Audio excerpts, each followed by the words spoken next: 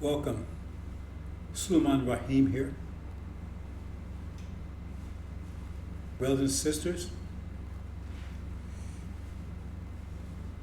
this is a sample, a presentation of the Injil Key, or the Book of Revelations as some of you know it by.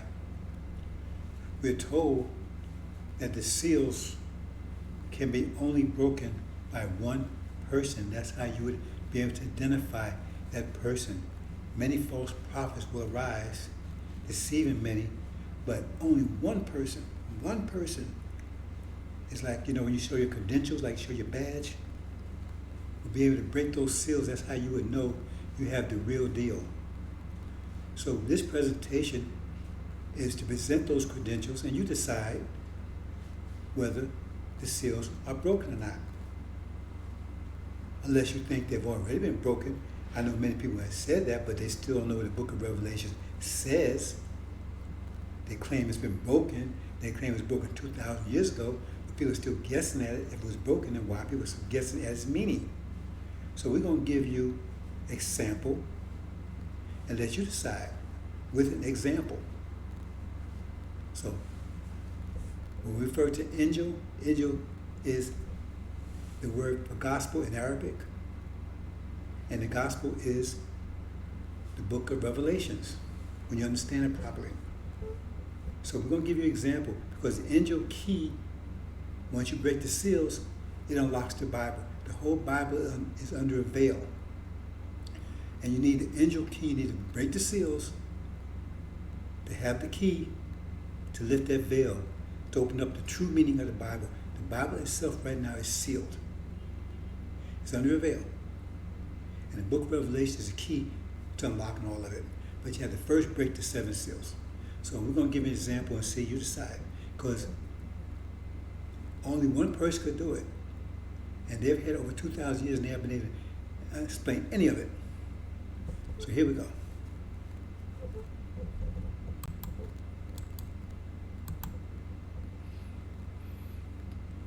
Now, what you see here, that's just a 3-dimensional depiction of what the key looks like. And you'll see as we go along. It's just graphics.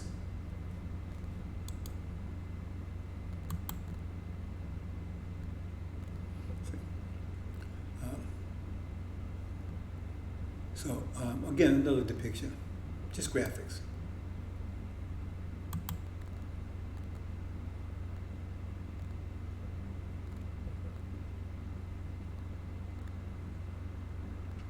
Oh, I want to say one other thing for your information.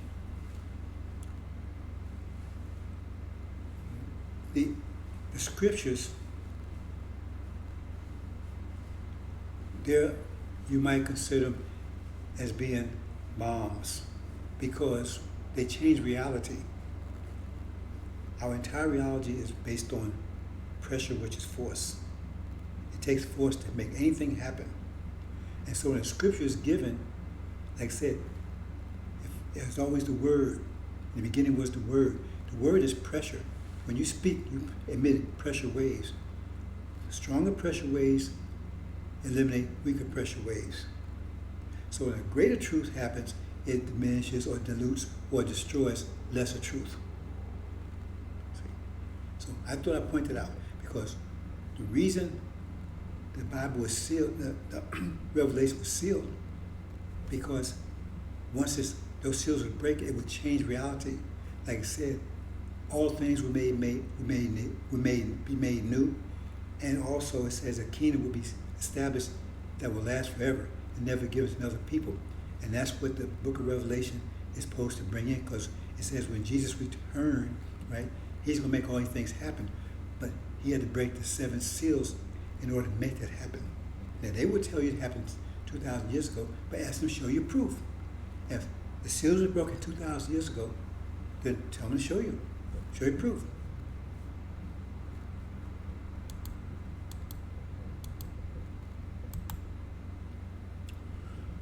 Okay, Adam and Eve, Gog and Magog. We're going to use that. Let me go change here.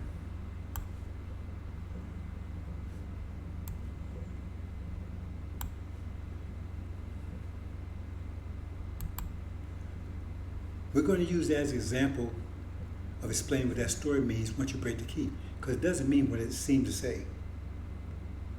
There's no resemblance to it. So that's going to be one of our examples as we explain the key to you. Then we're going to give you that. We're going to unlock that scripture and show you what it really means.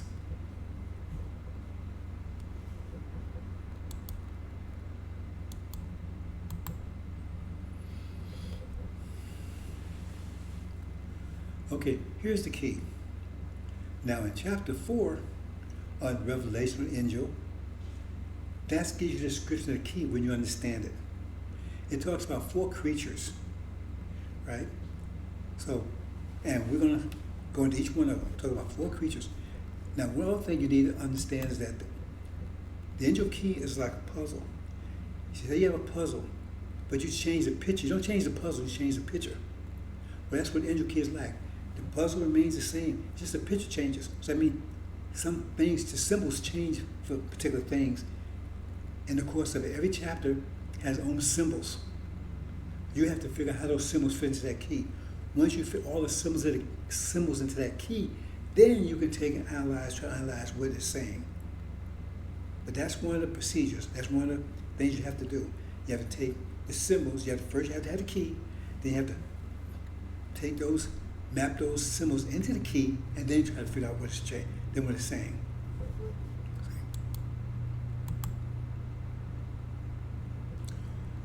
Adam and Eve. Okay. So we're going to do we're going to do this a little backwards here. Maybe that might be helpful.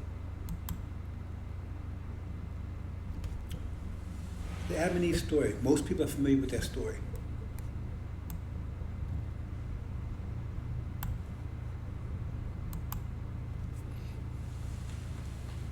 So, it says, the Injil is the language of the Bible. You cannot understand the scriptures if you don't understand the Injil. That's the Gospel of Revelations. Understand the Injil language, because it is a language. The earth is symbolic of European/Caucasian countries. So when they were talking about the earth, right, that's what they're talking about, European countries. They're talking about the heavens, the earth, they're talking about seas and different things. There's ways to prove that, but like I said, I'm just going to use this example because we'll be all day and all night and years to tie everything down. So I'm just going to follow that because you're familiar with it. So we're going to go backwards. We're going to do this backwards because we're going to talk about something you're familiar with before we actually go into getting more detail about the key itself. Now in that story, once you understand that the earth represents European countries, it says that Adam was made from the dust of the earth. Now, Adam, we're going to say here, is Britain, right? Now, Britain is not Europe, right? When I say European countries where Europeans control, right? Okay. Adam, Britain is not, it's an island, that's what we call the British Isles. It's islands off the coast of Europe. And that was populated by people from Europe, the riffraff, the exiles, the criminals, immigrants, whatever. They ran, getting away from tyranny, political persecution, religious persecution, whatever. They ran to Britain. That's why the British language is a potpourri, right, of all the European languages. So it makes it called a bastard language. So they ran to, that's what it means. Adam was made from the dust of the earth, because that's the dust. Nobody wanted it. That's what we're talking about. So we're over here on the right here, that's Europe. You have Eastern Europe and Western Europe, right? Eastern Europe, Western Europe represents the so-called EU, France, Germany and so forth, right? And Eastern Europe represents Russia. I'm using the Soviet Union flag because most people are familiar with that, but that's not currently the Russian flag. Okay. And like I said, I'm cutting the chase here because if you're seriously studying, then this will be helpful for you. We're just going to cut the chase and say Britain is Magog. Okay. Let's see here. Okay. So that's what it means. Adam was made from the dust of the earth. Adam was made from the dust of the earth. Adam, Britain, is an island country off the coast of Europe. Britain is not Europe, but its inhabitants are European. Britain is composed of rejects, refugees, immigrants, exiles, fugitives, thus from Europe, the earth. The English language is smorgasbord of European languages. See?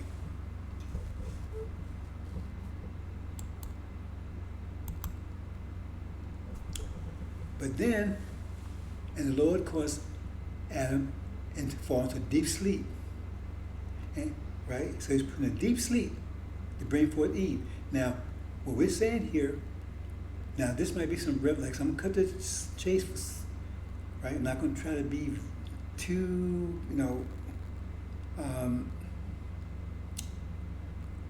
pedestrian here. But chapter 20 gives this whole process, because chapter 20 is so-called millennia chapter. They try and tell you that happened in the future. No, that's already happened. That's the so-called Dark Ages. It was the rise of Islam and casting European countries in the Dark Ages for 1,000 years.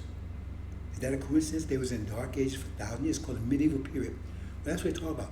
Britain, all Europe was in the Dark Ages for 1,000 years, and the rise of Islam. And it pushed European in the Dark Age for 1,000 years. That's what chapter 20 is telling you. Okay, so we mixed up a little things for things, but like I said, I'm not going to too pedestrian here, right? But anyway, that's what it's all about. So that's what it meant, put back into a deep sleep. See?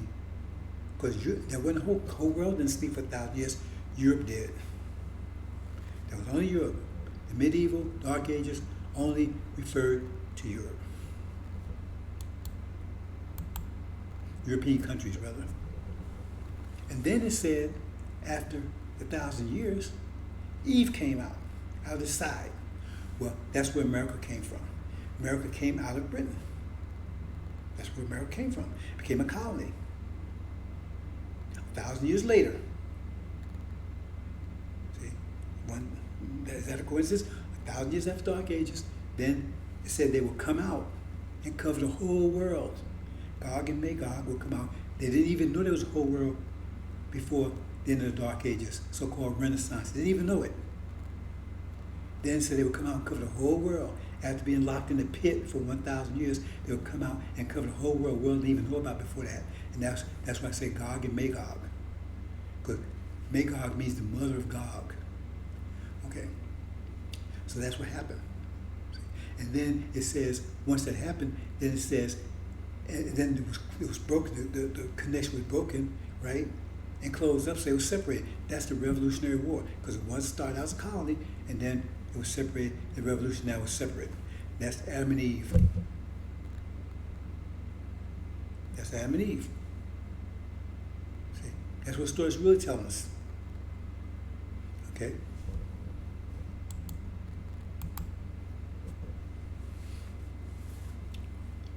Then it's saying it had 2 sons, or 3 sons altogether. I'm not showing Cain here. I'm just going to show this, right? It's a little out of order because Cain would come before those 2. Cain was the firstborn son, right? I'm showing this here because, for clarity, okay? So he had 2 sons, Cain and Abel. I'm saying those 2 sons, right? But remember, these European countries is Iran and Syria, because they're European on their maternal side, but they're original on their paternal side. See? So that's their 2 sons. They was the righteous ones. See? Cain was the wicked one. He's the one that slayed and buried them. So we're going to talk about that in a second. See? The British Empire created Iran out of the Persian Empire. It created Syria out of the Caliphate, essentially in Iraq. See? So those are to some extent, I mean, you can look at it spiritually, they're the children of Adam, because the British created those countries didn't exist to the British when the Aryan occupied it. Those countries did not exist to the British when the Aryan occupied it. Okay?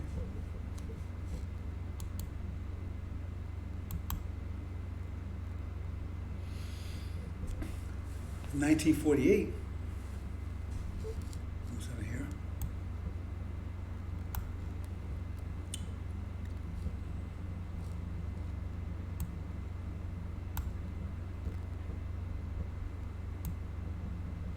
Oops. I'll do that.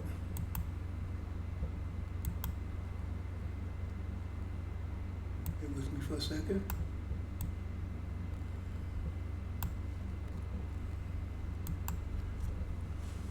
Okay, in 1948, America and Britain gave birth to Cain.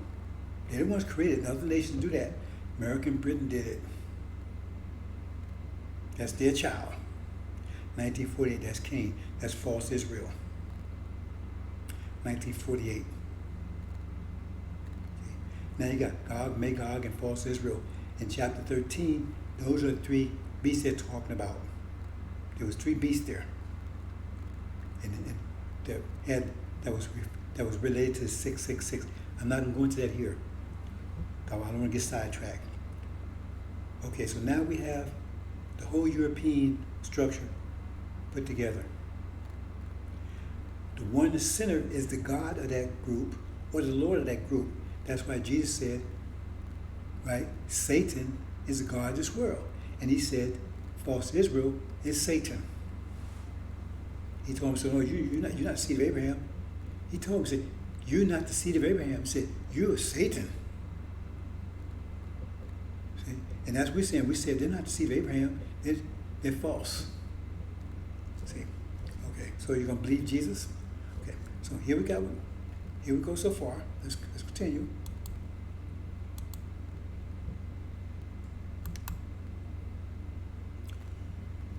And then he slew his brother Abel.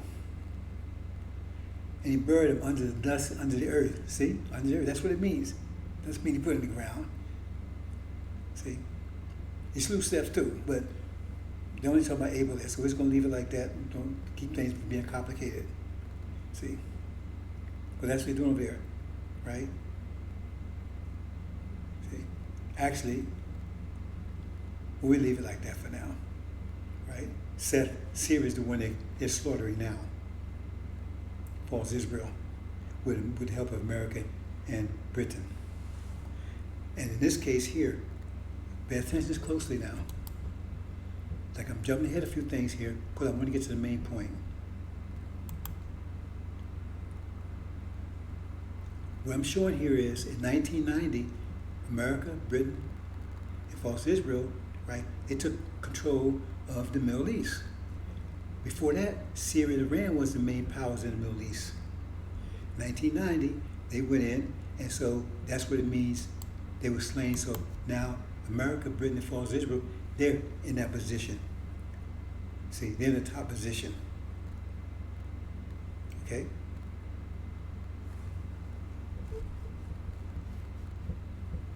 It's still there now.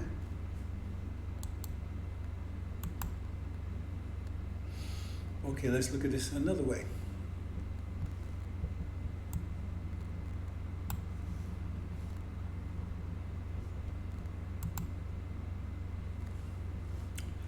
The same story again, right? Adam and Eve. Adam, right? Same story. Adam made from the dust of the earth.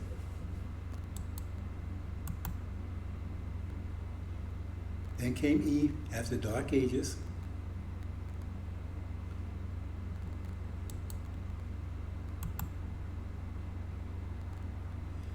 Then came, after Eve, then there was a tree planted. The tree of life. The tree of life. Right? Tree of knowledge of good and evil. It was corrupted. Transplanted, it was corrupted. There's your corruption right there. That's the tree. Because as 464 years of rape and whatever, right, they produce demons. Demons are, in other words, scientifically, you are what your father is. The father carries the seed. So the slave master raped our women, and so they produce their seed with our skin. Black-faced Caucasians. But the Bible refers to them, if you understand the angel, as demons. That's what we mean by demons. Half devil, half man. That's what the angel is telling us. And we can go in and they actually they tell you what demons are in it when you go in. I'm not going into detail. I can't go into all the detail here. But so in other words, they produce a hybrid of demons. See? Okay, so what it's saying here is that there was a tree of knowledge of good, a tree of knowledge of evil. The green one you see at the bottom of the demon, that's the tree of knowledge of evil. That represents the Christians. Right?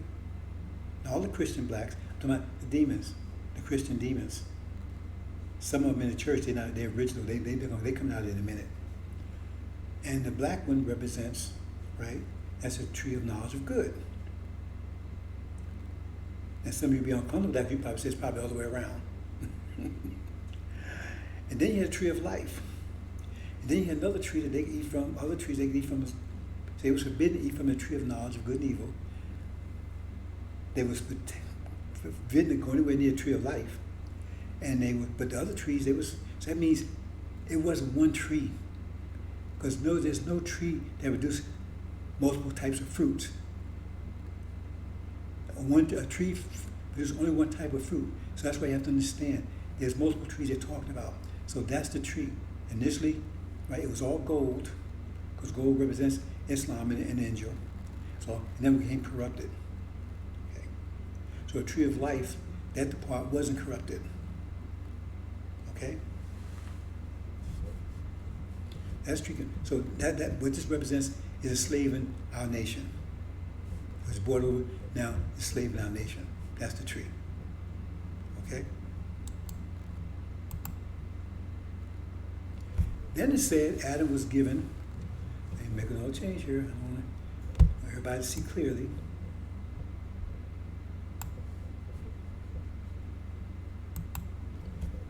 Then it says Adam was given to name the beast. Well, those are the 4 creatures you see in chapter 4. It says one beast was like a lion, one was like a calf, one had the face of a man, and one was like a flying eagle. The flying eagle represents the European countries. Okay? So the lion represents the African countries. That's pretty simple. That's people who associate lions with Africa. The calf represents the Asian countries. Most people associate the calf, with India, Hinduism.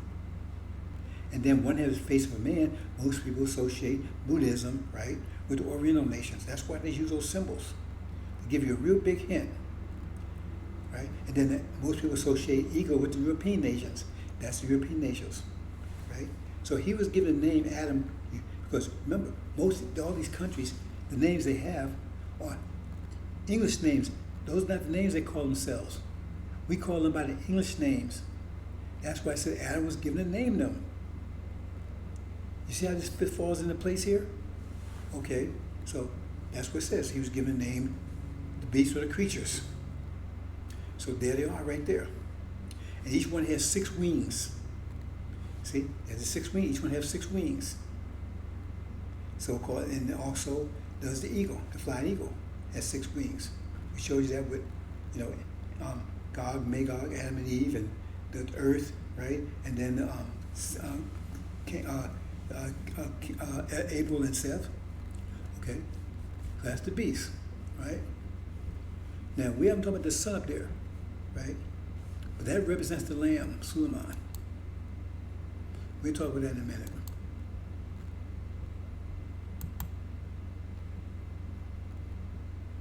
Okay. So there you see, right? The European countries. This state, right? We're talking about currently now. So we bring it up to date here. So currently now, right? America, Britain, as well as Israel, they pretty much control the Middle East, so they're in a top position. Okay. So I'm bringing up to speed what we are now.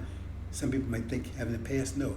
Remember when Gog and Magog came out after 1,000 years, right? They deceived the whole world. One of the major deceptions is about time, when these things happen. Because they tell you stuff about Jesus and all that kind of stuff. In Exodus, they tell you it happened 4,000 years in the past. And so they try to associate that with false Israel. But false Israel didn't return until after the 400 years of slavery. There was no 400 years of slavery. They didn't turn after 400 years of slavery. And there's no evidence of 400 years that they ever was enslaved. In fact, when Jesus confronted them about it, they says, we ain't never been enslaved to anyone. See? So that sure that's not them, but no, they saying, well, we were slaves 4,000 years ago. So in other words, you're slave 4,000 years ago, but you don't get the promise of 4,000 years later? How's that working?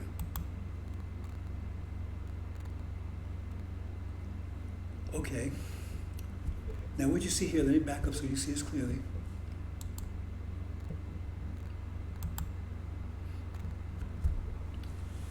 Adam and Eve was told not to eat.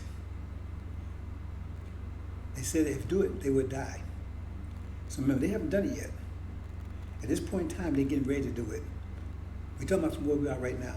They're getting ready to do it, right? This will be the time while they're still in charge of the Middle East, from their time frame.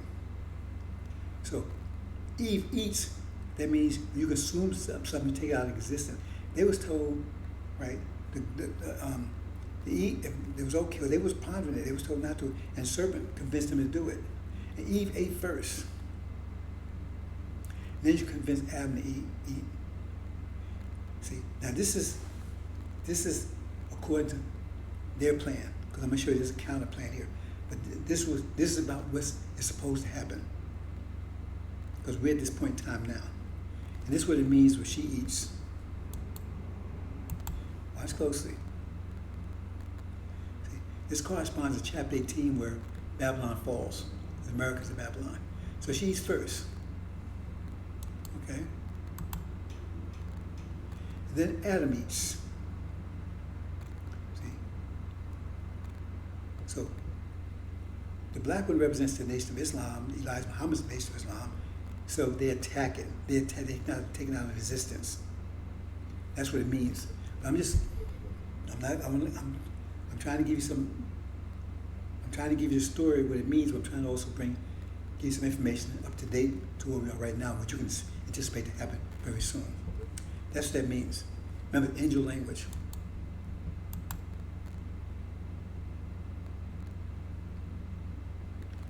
Okay, let's back up here. Now remember I said the symbols, each thing have different symbols, right? Okay, now, the original people, remember that tree? It's also called the seven spirits of God. That means if there's seven spirits of God, there's a God. Also says they have 7 eyes. They also call the 7 golden churches. So it depends on the chapter how they refer to them. Each chapter refers to them by different symbols. So they also call the 7 eyes. So keep that in mind. They are also called the 7 eyes.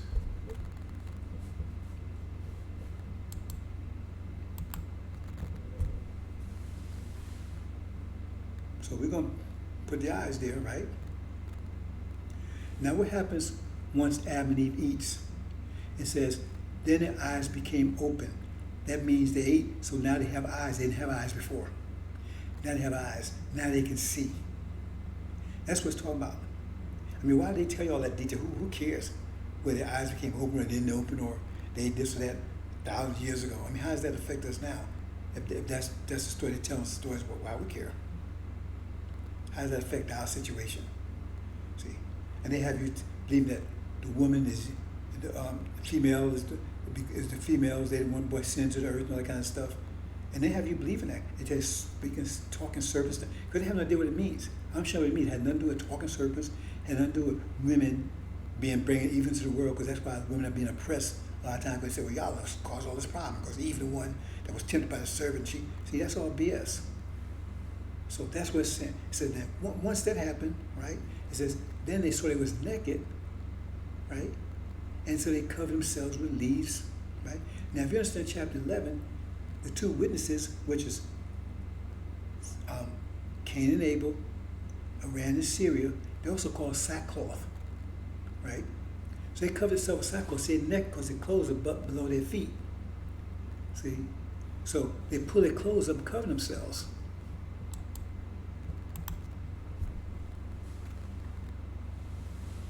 That's what that means. In other words, right, now the war takes place. and they defeat America and Britain and also false Israel. That's the war's about to take place in the Middle East. Everybody knows a war's about to take place there. That's what's talked about. They cover themselves. It's angel language. You think it's saying one thing, it's saying something totally different. That's what that means. But now, remember they were thrown down. Now they move back and control the Middle East, the Seer. So you're going to see this in a few more days. So I'm saying this, you're going to see it before the year's over. You're going to see this in a few more days. So you can go back and say, when you see it, you go back and refer to it and say, oh, he was absolutely right. But maybe before then, you might be able to come to recognition that the seals are actually broken here. Because remember, this is Revelation. I'm telling you what it really means. I'm using the key. See, because all this piece here, that's the key. I'm going to put all the key together in a minute. That's the key that's allowing me to understand what they're talking about. And let me say it again. This is the key that's allowing me to understand what Adam and Eve's story is really saying. Not saying anything like you've been taught. There's put all together. There's your key. See? Now put it together this way, why? Because it said that the serpent, well, he was above all other creatures. The serpent also represents Africa. It was above all other creatures, right? So there's above. There's also Jacob's ladder, and he was ascending and descending. That's another story. That key is also Jacob's ladder. Okay, so it says now, if you go down here, remember we look at Eve and Adam, right? Remember that's European countries. They got 6 wings, right? Earth, Adam, cloth, sack, Eve, Eve's heel. Okay, see what Eve is? Under her would be her heel, relatively, right? That'd be a heel. Right? That'd be a foot, so to speak. Right? Okay. So it said the serpent, he was the one that convinced Eve to eat. He convinced her. I'm not going into all the details about that. He was the one that convinced her to eat. Okay? So the serpent was, so he was made to cast down on his belly. Right? So he was on top. He was above all other creatures. He's made to cast down his belly. He was cast down on his belly. Yeah, now he's on his belly. But where's his head? See, his head is by Eve's heel. And Eve's heel is by his head. That's why I said, I will put enmity between you and the woman, between your seed and her seed. He shall bruise you on the head, and you shall bruise him on the heel. Okay? You get it? That's what it's talking about. See? But this also refers to the resurrection. But it's not clear because I'm not sure the actual construct of the key in that situation, but it's close. I just want to point out what they was talking about when it says the serpent's head against Eve's heel. That's what story means. And I'm showing that's the key. This is what the key looks like when you put it all together. It has all the construct, but this is the main construct. And we see angels moving up and down, up and down. See?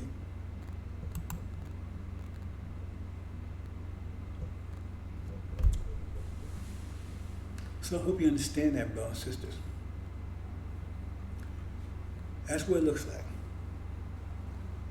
So hold on for a minute. I might show you something else right quick. So hold on for a second.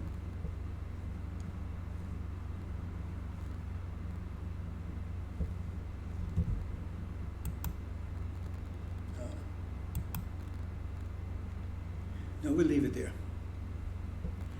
I'm going to have a part 2 for you. Right? So I showed you the key. I showed you an example of that key, right? How you put it together from chapter 4, the 4 creatures, how you put them together, and you get, right? And you get the key. And then I show you how to use that key to take and unlock the story of Adam and Eve. We're going to unlock all those stories the same way using that same key. And says something totally different and is relevant to the time we're in right now. Thank you. Assalamu alaikum.